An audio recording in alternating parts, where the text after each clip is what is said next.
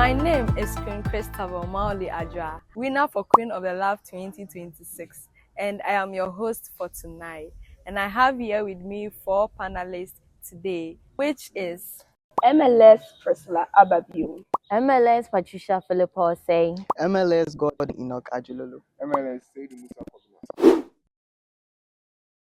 and today our topic is vaccine acceptance in Ghana through social media education and mobile outreach service.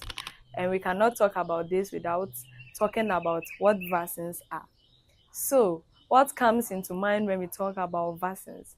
Vaccines are biological preparations that are introduced into the immune system that protects the body against diseases and infections.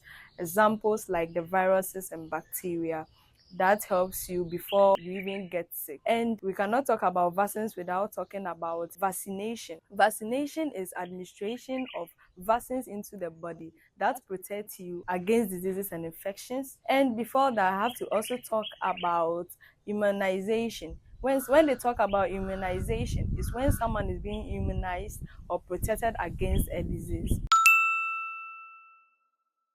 Okay, so I have here with me MLS Priscilla Ababio. So your question is, what is vaccine acceptance and why is it important in Ghana? Okay, thank you, Queen, for the question. Vaccine acceptance is when a community or an individual is willing to take vaccination or vaccine without having any negative effects or side thinking about them. That is basically what vaccine acceptance is. And then we move on to the importance of it. One key importance of vaccine is to save life. That is the key importance of vaccine. The second one is it minimizes risk of the spread of disease by herd immunity. So when you talk about herd immunity, it's when most of the people in the community is healthy and few is unhealthy. So where there is a risk of infection, it will be very low. So my next question goes to MLS Patricia Sewa Osei. So my question for you is, what are the main challenges of vaccine acceptance in Ghana today? thank you for the question.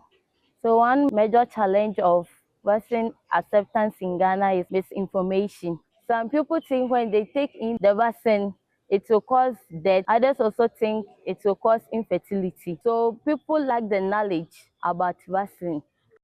So MLS Patricia, please, I would like to ask you another question. Why do you think most people hesitate to take vaccine or they hesitate to get vaccinated? Thank you, Queen, for the question.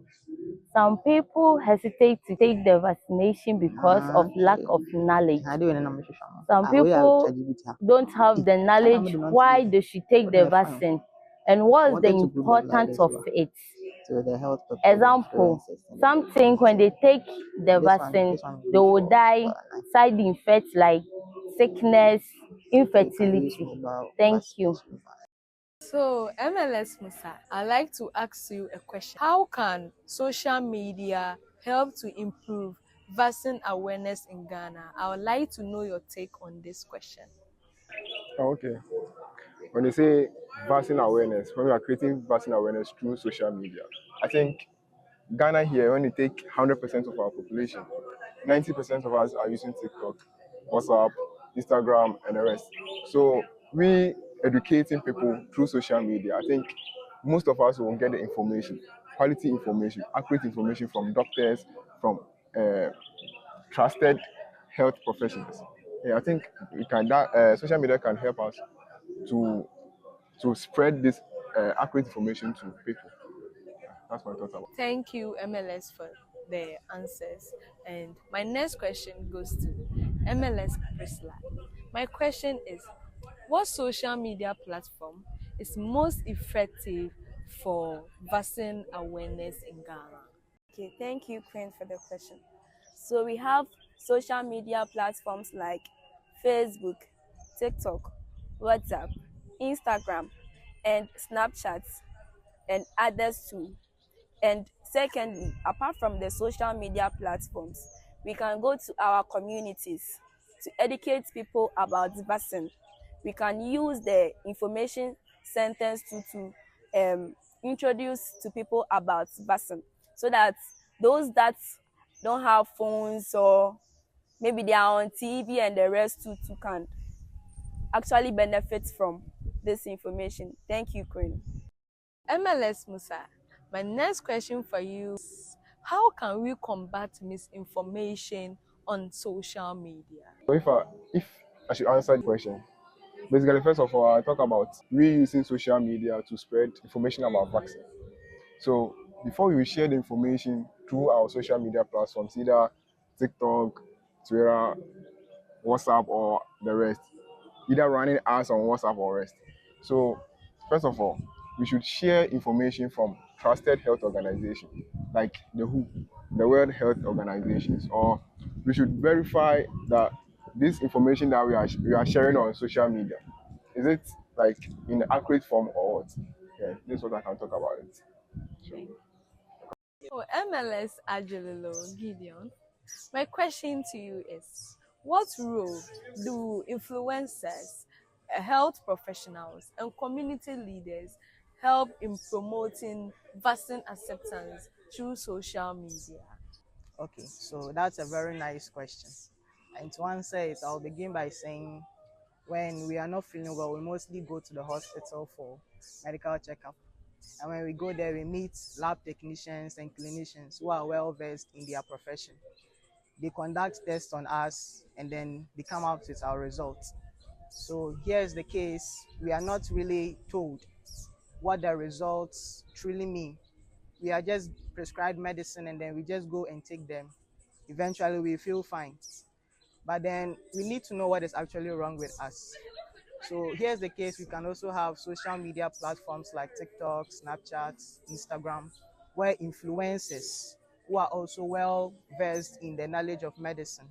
Influencers, we have a lot of influencers, but we need those who are well versed and accredited by health professionals who can interpret to us the results that we have gone for from the hospital.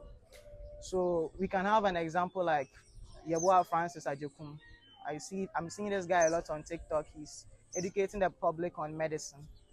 But we can also have education on vaccines, which is very important. With the public being aware about vaccine, we can have the fear of vaccines being limited or being reduced. That means that when this happens, it means we can have more people taking in the vaccine, and then the fear for vaccine, which most people associate it with deaths and then more sickness, will be reduced. So for me, that is what I have for you. Thank you. Thank you very much. So, MLS Musa, my last question for you before you leave the house tonight is, what are mobile outreach services? And what do you think mobile outreach services can do to help increase vaccine acceptance in Ghana? Okay, so when you talk about mobile outreach, it's like we going to the people straight to talk about vaccine or giving them vaccination. So I say, the BB say mobile outreach, oh why the bro will get anywhere, so also one back, the bro, something like that. So important time for so yeah, I am bano, you be ya, and they say, you be a me to maybe I'm a could be Moko Juma.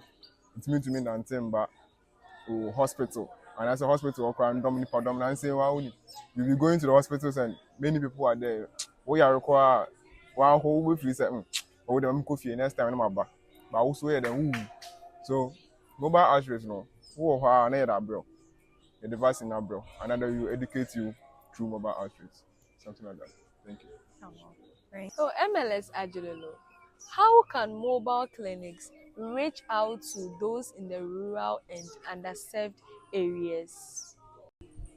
Okay, so that's a nice question. So as my brother said, with mobile clinics or mobile outreaches, we are coming right to the doorstep of those who feel reluctant to come to the hospital for checkups. And so with this, we can have transport vessels like transport vans, drones, vehicles who can transport these vaccines from the hospital, directly from the hospital to the doorsteps of those individuals.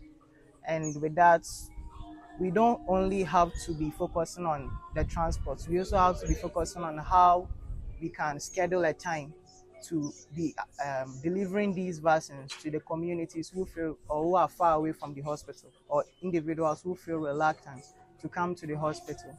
So we can have certain schedules or times made with collaboration with the chiefs of the various villages and communities.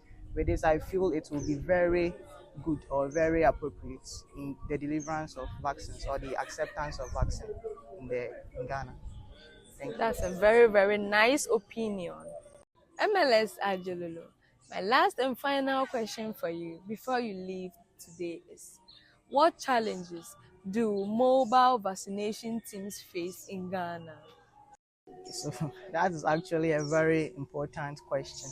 Taking into consideration the floods that have been happening recently in Accra and most of Ghana, is a very important question. Seeing as with the mobile outreaches, we are transporting vaccines from the hospitals to various communities. We have to take into consideration the road in which we'll be traveling. Some of these vaccines are delicate, so we need to also take into consideration the route or the road in which we are traveling. That is the vans that will be taking. We have to have a specific route in which we'll be taking or transporting these vessels or these vaccines through. And can also talk about cold storage. Now, the vaccines have been designed in such a way that their integrity will be preserved at certain temperatures. So we can have vaccines like the BCG, you can also have vaccines like the mRNA or the puffin for the COVID-19. So in this case, these vaccines must be kept in certain temperatures. Now, the most suitable temperature that we know currently is, or we use currently, is from 2 to 8 degrees Celsius. So each vaccine has their own cold store temperature, or temperature in which they must be maintained to preserve its integrity. We must also take that into consideration. So what I've mentioned so far are some of the challenges which the mobile outreaches face considering the transport of vaccines. Thank you very, very much for honoring my invitation and making this a reality. As the current and reigning Queen of the Lab 2026, I'm using this platform to educate the general public, and I know as we have started, we are going to provide accurate information. And with all what my colleagues have said, it's going to go a long way to help each and everyone, especially those watching me on their screens, are going to gain a lot of knowledge which is going to help each and everyone. And we are going to do this more often to educate the general public, and most of them who are having misconception and misinformation about vaccines, they'll be corrected and they'll do the right thing. Thank you very much, and nice to meet you all, and hopeful to see you all next time on my screen. Bye.